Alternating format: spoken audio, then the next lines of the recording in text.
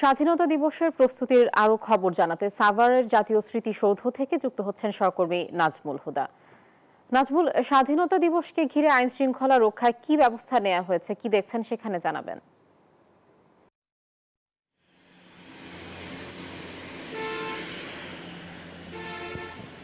আয়শা, আপনাকে ধন্যবাদ। আপনি যেমনটি বলছেন, এবং এই স্বাধীনতা দিবসকে ঘিরে কিন্তু জাতীয় স্মৃতিসৌধে 4 স্তরের নিরাপত্তা জোরদার করেছে আইন শৃঙ্খলা বাহিনী। এবং আপনারা জানেন যে এর আগে কিন্তু সেনাবাহিনীদের 3 বাহিনীর যে মহড়া সেটা কিন্তু পুরোপুরি প্রস্তুত হয়েছে, এবং জাতীয় স্মৃতিসৌধে কিন্তু ধুয়ে মুছে রং তুলির কাজ সেই ফুল দিয়ে সাজানো, এবং জাতীয় স্মৃতিসৌধের আদলে কিন্তু আদলে ফুল দিয়ে সাজিয়েছে এই জাতীয় স্মৃতিসৌধ। এবং 4 স্তরের যে নিরাপত্তা ভিতরে এবং বাইরে, ঢাকা আরিচা মহাসড়ক থেকে গণস্বাস্থ্য বিশ্ববিদ্যালয় পর্যন্ত এই জায়গাটা কিন্তু এখন পুরোপুরি কিন্তু তারা নিয়ন্ত্রণে নিয়েছে, এবং বাহিরের বহিরাগত যাতে আশেপাশে ঘুরতে না পারে জাতীয় স্মৃতিসৌধের, সেটা কিন্তু তারা নিশ্চিত করেছে। এরই মধ্যে কিন্তু আইন শৃঙ্খলা এই ঈদে জামা জুতো অ্যাক্সেসরিজের ডিসকাউন্ট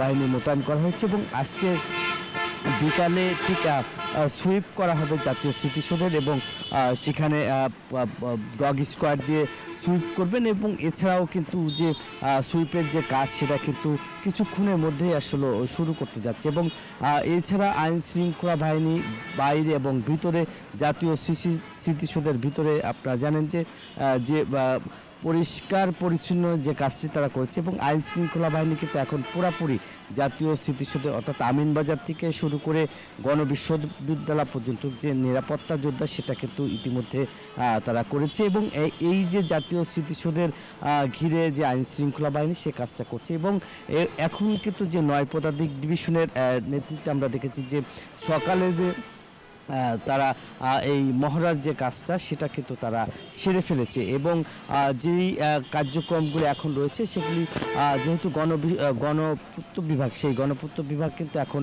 মোটামুটি তারা জাতীয় স্মৃতিসৌধের যে প্রস্তুতির যে পুরাপুরি প্রস্তুত সেটা কিন্তু তারা জানিয়েছেন। এবং এখন দর্শনার্থী বা অন্য কাউকে কিন্তু ভিতরে প্রবেশ করতে দেওয়া হচ্ছে না। এছাড়া আইন শৃঙ্খলা বাহিনীর পাশাপাশি সিসিটিভি বসানো হয়েছে, এবং পুলিশ সেই সিসিটিভি কিন্তু তারা মনিটরিং করছে। এছাড়া ওয়াচ টাওয়ারের মাধ্যমে কিন্তু তারা পর্যবেক্ষণ করা হচ্ছে, এবং জাতীয় স্মৃতিসৌধের আশেপাশে যাতে কোনো বহিরাগত ঘুরতে না পারে সেই কারণে কিন্তু আইন শৃঙ্খলা বাহিনীও সেখানে মোতায়েন করা হয়েছে। এবং এবার একটু নিরাপত্তা জোরদার।